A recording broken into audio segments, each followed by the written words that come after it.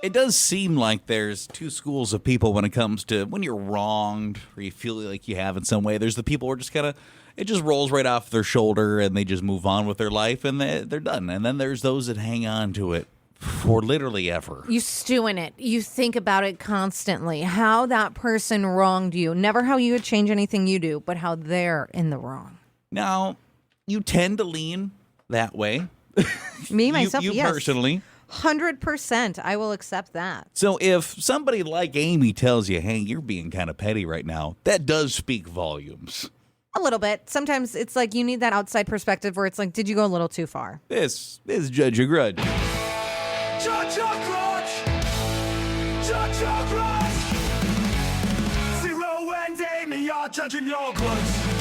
All right, these Playhouse family members submitted grudges. Judge away, Amy K. I have a friend who our entire existence seems to have become her sending me reels, TikToks, and memes. So I responded to the last one that I don't need her to send these anymore. The algorithm will take care of me. Don't bother texting me if you don't have anything to actually say. You're wild. She hasn't texted in 3 weeks. Was I wrong? Yeah, you're so rude. That's just some people's love language, sharing something funny.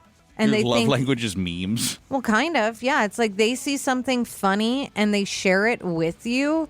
They were trying to brighten your day. They thought you would enjoy it. I have a friend who basically that's how we communicate, whether it's Facebook Messenger, Instagram Messenger, them just sending me reels. I watch them. Sometimes I don't say anything. I might heart it or haha, but I'll just accept them. Keep sending them. So, as much as that would actually drive me crazy, I do think that you're right. So, it would annoy me if I was sending somebody novels and all they sent me back was like emojis or whatever. But, you know, she's just constantly seeing these things and thinking of you and thinking, oh, you know who would really like this? Sarah, and sending Sarah these reels and memes and TikTok or whatever. The fact that you are getting these individualized, like, oh, I know who's going to think this is funny messages from her. It does mean you're very top of mind to her. You mean something to her. I don't hate it. It would bother me because I don't like to sit and click on all those things that I get sent by people, but I can see what she's doing there, and I think you were rude. It comes out, you come off as so rude. She saw something funny that would brighten your day. Whether you say anything back or not, you don't even have to watch it. Just accept them. For you to say, stop sending me these, the reel will do it, you're rude. Well, let's be honest. You didn't have to click on all of them. You didn't have to really look. You just like it or heart it or whatever. She's not going to ask you about it later. You don't even have to like it or heart it. Just don't say anything. You know, she'll just keep the flood coming, I assure you. Well, not anymore. Now, do you reach out and say, hey, I miss you. I apologize. I missed the reels. I mean, is that the truth? Or are you fine the way things are now? Because I think you just ended that friendship. Judge this grudge, Amy K. I may have yelled at someone in our office the other day, and I feel a little guilty. I could hear her absent-mindedly clicking her pen over and over and over and over. And I screamed, you need to stop. Use a pencil if you can't knock it off. She stopped clicking, but everybody says I was mean, and she hasn't spoke to me much now in a couple of days. I need you, because of my anxiety, to fix that. That pencil.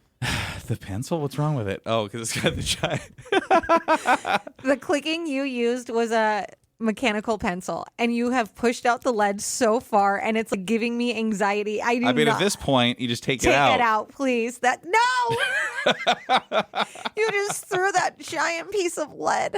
And now the pencil's Please empty. don't do it anymore. That was just giving me anxiety that you put it back with like 5 inches of lead sticking out. You put it back in the cup holder.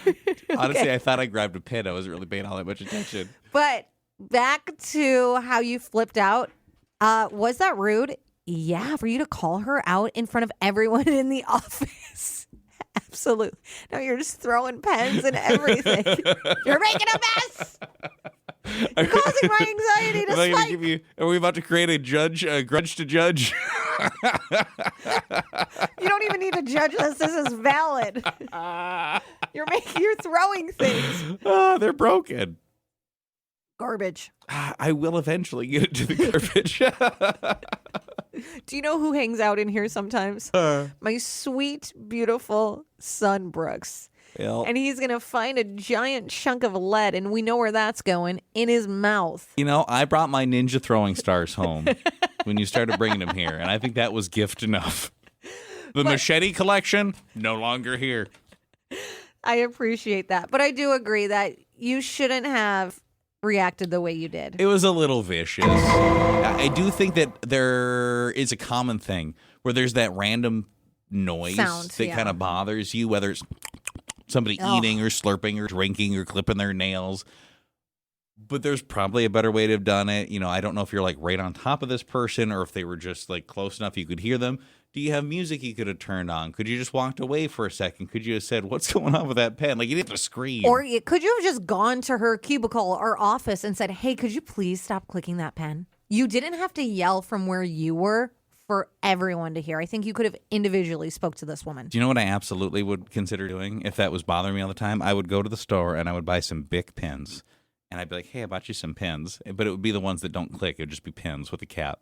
Do you say that's why I can't stand how you click on your I pen? don't know. That I'm not super sure if you actually tell her why you're doing it. If you're just like, hey, I got you some pens. I think if you or Joel D did something to annoy me like that, I would straight up tell you, hey, I bought you these pens because you click on the pens and it drives me nuts. But if it was other people in the office that I don't really talk to as much, I still think I would have to say, like, could you stop clicking your pen like that? Just it's driving rattling me through nuts. every gift you've ever given me in my brain, trying to figure out if it was to get rid of a pet peeve. It's never been a pet peeve. If anything, it's helped with some of your peeves. See. Like I bought you that giant thing of Purell. Think, what have you bought me before? Deodorant, cologne, some toilet paper, some dude wipes. That was No, your Christmas I gift. can't figure out what you could be trying to send me for a message. Judge this grudge, Your Honor. My husband recently ate all the marshmallows out of our Lucky Charms box and then put an almost entirely full box back and called me crazy for chewing him out about it. The marshmallows are essentially gone. Is it not a weird thing to do? That box is trashed now. I'm so mad about it. Should I not have chewed him out? No, I do think you should have chewed him out. You took the best part and put back the cardboard because that's what the actual cereal tastes like. Those are gross, yeah. You put back that cardboard cereal for the rest of us to enjoy while you got to have the goodies. If you were going to do that, you should have thrown away the box yourself. Do they because I know they sell Oops All Berries. Can you buy just the charms? Can you buy just the marshmallows? So I don't know if they do it here, but back in Illinois, we have like this Amish community and they sell just the charms. I mean, like for real, Lucky Charm marshmallow charms, not like some magical charms. So it's the Amish guy that can't make furniture is just picking the marshmallows out and putting them in a bag? Or I don't know what is they're happening doing, there? but that's what my mom used to do. And she'd come back with all these like great baked goods and then a giant bag of just the Lucky Charms marshmallow charms. What a weird thing. I don't know if they do. I don't know where you could find it here, but there are places that have them. Man, I would be so happy just eating them marshmallows right now. I agree, though. I think that was a rude thing to do. Yeah, you can't put that box back. Toss it. It's garbage. He's not eating it anymore. He got what he wanted. And finally, judge this grudge, Your Honor. I've spent my entire marriage being frustrated because when we buy new condiments, my husband doesn't finish the previous one before opening the next. So, for example, we always have 2 mustards, 2 ketchups, 2 mayonnaises, etc. One that's nearly entirely full and one that's just farting out condiment splatter. He mocks me every time I try to talk to him about it, but I think he is wrong. He needs to start using one and then throwing it away. So I kind of agree with you, but at the same time, if this is the most of your issue, you just need to step up and be the one who takes care of it. Steven puts cardboard box. He'll leave an empty cardboard box of like a pop. So if we have Coca-Cola, he'll take the last one and he leaves the box. I used to get so annoyed and I would yell at him for it. And now you know what happens when I find it or when it gets low. I take out 2, just put them in the fridge. I take the box out. Sometimes you have to change your ways a little. You could maybe handle it every now and then. I know I've had things slid in front of me, and my wife is like, do you mind marrying these together? Because me or someone else did that in the house, and it's like, I'll just sit and combine the 2. Yeah.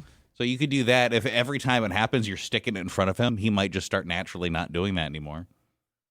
Or just use it or toss it. This happens at our place. We know we're low, and then we forget we had that low one, and then we open the new one. Just toss the old one away.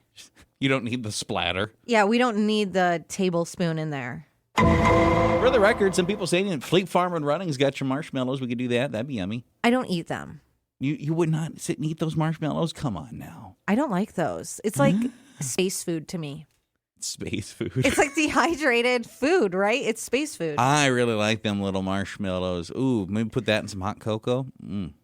That actually is a good idea. I know. I have them now and then. Do you remember the other day we were talking about how hot drinks are better on hot days, that you're supposed to have a hot drink to cool you down? Yes.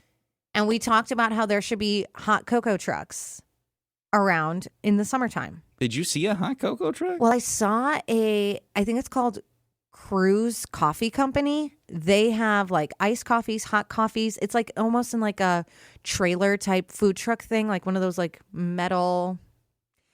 There's like a name for it. A food Airstream. truck? I think it's called like an Airstream maybe, or I don't know.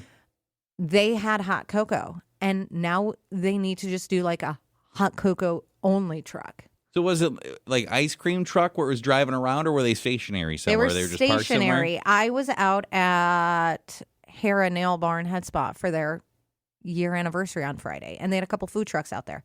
Now, they actually weren't out there for the anniversary. A different business hired them to come out, but I thought, how cool that they have hot cocoa in the summertime. I would really be all about that. As fun as ice cream trucks are, if somebody wants to start driving around playing, I don't know what music you play. I imagine just like hipster coffee shop music where you're cruising around and then it's like, oh, hey, is that Colby Calais? I can't think of a good example. Is that Hosier? Is that Colby Calais? The coffee truck must be coming. And then you run outside and you run up to it. Then you get your latte.